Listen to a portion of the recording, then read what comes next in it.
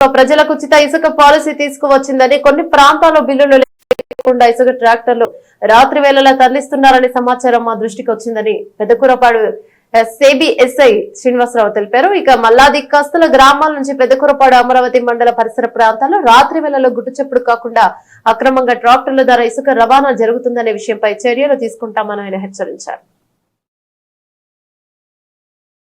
అనధికార బెల్ట్ షాపులపై ప్రత్యేకంగా నిఘా ఏర్పాటు చేశామని, బెల్ట్ షాపుల నిర్వహిస్తే చర్యలు తప్పవని హెచ్చరించారు. గత 3-4 నెలల్లో అనధికారికంగా తరలిస్తున్న ఇసుక లారీలను జేసీబీలను సీజ్ చేసి జరిమానా విధించామన్నారు. బెల్ట్ షాపులపై దాడులు నిర్వహించి ఎన్నో కేసులు కట్టామన్నారు. అక్రమ మద్యం విక్రయించడం నేరమని, బిల్లులు లేకుండా ఇసుక తరలింపు మద్యం విక్రయిస్తే తగు చర్యలు తప్పవని శ్రీనివాసరావు తెలిపారు.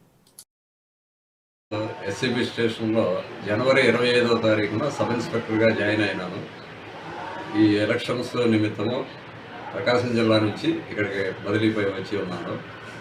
నేను వచ్చినప్పటి నుండి ఈ 5 నెలల్లో 126 కేసులు బెల్ట్ షాప్ కేసులు నమోదు చేసి ఉన్నాము.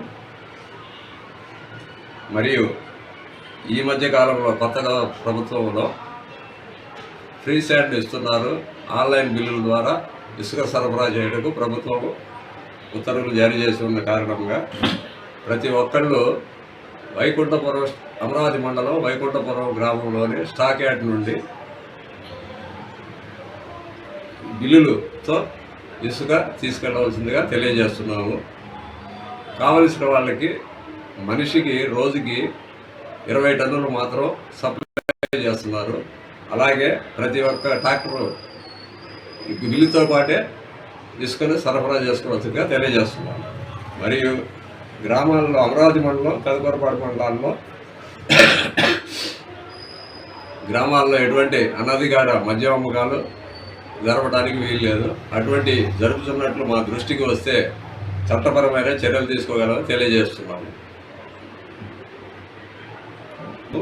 ఈ 4-5 నెలల్లో నేను వచ్చిన తర్వాత 2 లారీలు ఇసుక బిల్లులు లేకుండా వెళ్తుంటే ఆ 2 లారీలు, ఒక ట్రాక్టరు, ఒక జేసీబీ మిషను మరియు ఇంకొక లారీ మొత్తం 5 కేసులు నమోదు చేసి 1,85,000 రూపాయలు ప్రభుత్వం వారికి అపరాధ రుసుము కింద చెల్లింపజేశాము. వాళ్ళ ద్వారా ఇటువంటి చర్యలకు పాల్పడవద్దని తెలియజేస్తున్నాను. వేళల్లో ఎటువంటి బిల్లులు లేకుండా, అనుమతులు లేకుండా ఇసుక అక్రమంగా రవాణా చేస్తున్నట్లుగా మాకు కొంత సమాచారం ఉంది. దీని మీద ప్రత్యేక నిఘా పెట్టి అటువంటి ట్రాక్టర్లు ఎటువంటి అక్రమ రవాణా జరుపుతున్నా కేసులు నమోదు చేస్తామని తెలియపరుస్తున్నామండి.